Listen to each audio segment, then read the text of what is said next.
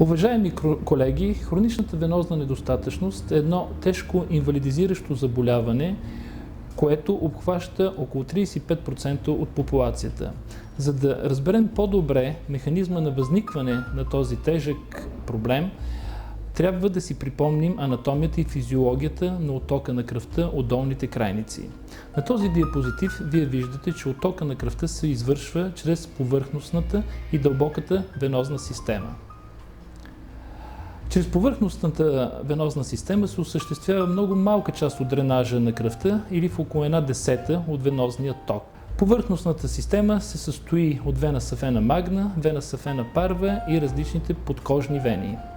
Дълбоката венозна система дренира много голяма част от кръвотока на долния крайник или около 9/10, като се осъществява чрез тибиалните вени, които се обединяват в вена поплитея, която преминава в вена феморалис суперфициалис, вена феморалис комунис и към илиачните вени. Връзките между повърхностната и дълбоката венозна система се осъществява благодарение на перфорантните вени, които имат изключително голямо значение за оттока на кръвта от долните крайници, като се осъществява циркулацията чрез преминаване на кръвта от повърхностната към дълбоката венозна система. Клапният апарат на дълбоката венозна система, както и на повърхностната, разбира се, играе огромна роля в придвижването на кръвта от периферията към централните отдели на венозната кръвоносна система. Циркулацията на лимфата се състои от съдови гангли, които осигуряват дренаж на интерстициалната течност и лимфата, като по този начин се позволява дренирането на течности и плазмени протеини, които не се резорбират от капилярите. Лимфната циркулация се осъществява чрез лимфните канали, които се обединяват в лимфни съдове, те от своя страна в главната лимфна вена и в торакалният канал. Какви са заболяванията на венолимфната система на долните крайници? Като предразполагащи фактори трябва да отбележим тези показани на този диапозитив, а именно наследственост, възраст, заседнал начин на живот, продължително изправено положение, както прегряването и наднорменото тегло. Не на последно място трябва да се постави и пола, тъй като в 85% от случаите на засягане се засяга женският пол. Други предразполагащи фактори, които водят до хронична венозна недостатъчност и варикоза, това са бременността, както и лечението с хормонални препарати. Разширената вена представлява един дегенеративно променен съд с кръвна циркулация в обратна посока. Как се стига до клапна недостатъчност и оттам до възникването на варикоза е показано на следната схема, която изобразява венозната стаза, преминаваща в отток, чрез увреждане на ендотела и получаването на дилатация на венозната стена и се затваря този порочен кръг, който води до венозен отток, клапна инсуфициенция и възникването на варикоза. Има два типа варикозни вени. Това са есенциалните или първични варикозни вени, които са много по-широко разпространени в 95% от случаите и които са типичен израз на слабост на венозната стена. Те имат мултифакторен произход, много често той е наследствен и причиняват трофични изменения. Вторичната варикоза е причинена от болести като тромбофлебита, флеботромбозата, травма, хипогенезия и агенезия на вена феморалис, както и вродени аномалии. Не на последно място трябва да отбележи и външна компресия в малкия таз при туморни образования. Венозната стена участва в коагулационните процеси, вазомоториката, адхезията и клетъчната пролиферация, като по този начин всяко изменение на венозната стена променя ендотелната функция и води до венозна недостатъчност. Какви са симптомите на възникването на хроничната венозна недостатъчност и оттам и на разширените вени? На първо място това са асимптомните и лекосимптомни форми на тежки крака, преумора, прегряване, сърбеж, болка, нощни крампи, чувство за пулсиране в краката, особено след тежък ден.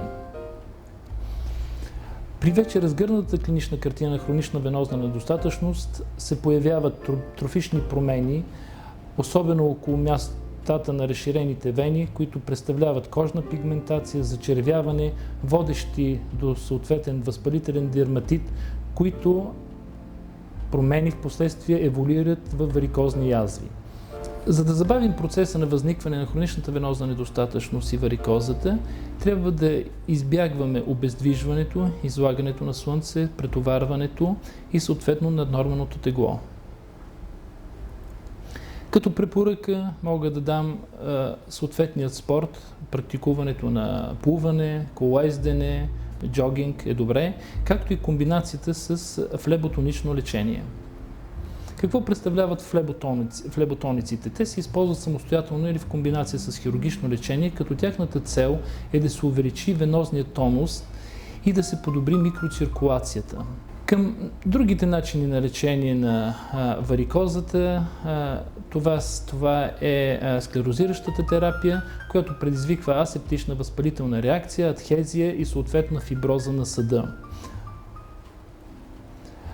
Към терапията на хроничната венозна недостатъчност и варикозата можем да добавим еластичната компресия, която трябва да се прилага почти при всички пациенти, които имат проява на хронична венозна недостатъчност, като носенето на компресивни чорапи е задължително в напредналите стадии. Хемороидите като израз на недостатъчност на съединителната тъкан също са предмет на лечение с флеботропни средства. Предразполагащите фактори за възникването на хемороидите, на първо място това е наследствеността, на второ място грешка в диетата и ползването на алкохол, на трето място упорит запек и не на последно място бременността и раждането като фактор, който често води до усложнение на хемороидите. Към усложнението, освен кървене, пролапс и хемороидална тромбоза, много често пациентите се оплакват от оток и болка, които са нерядко първите симптоми на заболяването. Как да забавим процеса за възникването на хемороиди? Това е, разбира се, като избегнем предразполагащите фактори, като спазваме съответната хигиена и диета, която да е локална и обща, да се води борба с запека, както и се препоръчват ежедневни физически натоварвания. Флеботониците имат широко място в лечението на хемороидите, като чрез техния венотоничен и съдовопротективен ефект те стабилизират тяхното състояние и водят до трайно излекуване. В локалния подход при лечението на хемороидите това са различните антихемороидални вещества с или без кортикостероиди, с или без анестетици.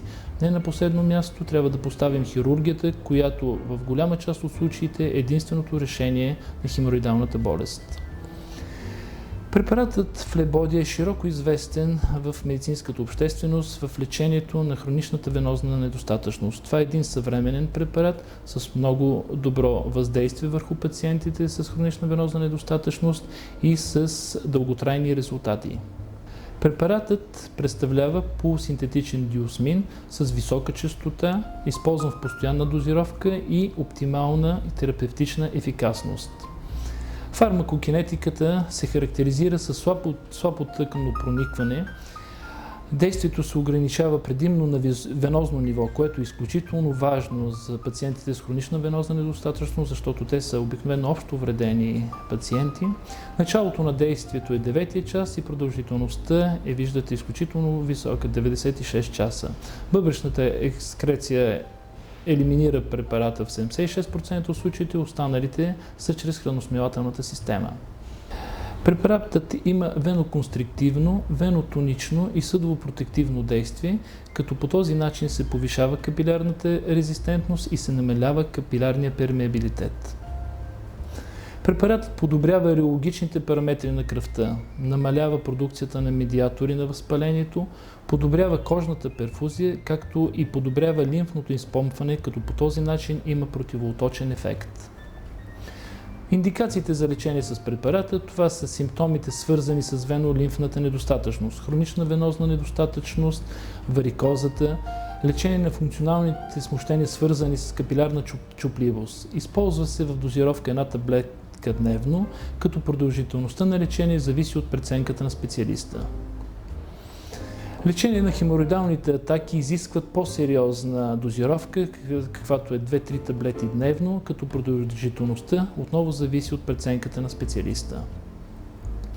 Поносимостта на препарата Флебоди е изключително висока. Много рядко се наблюдават дигестивни промени, като препаратът няма тератогенен ефект и единствено можем да отбележим, че трябва да се избягва по време на лактация. Препаратът Флебодия с неговите качества, като висока чистота, лесен прием за пациента и добра терапевтична поносимост, го правят незаменим продукт в лечението на хронична венозна недостатъчност.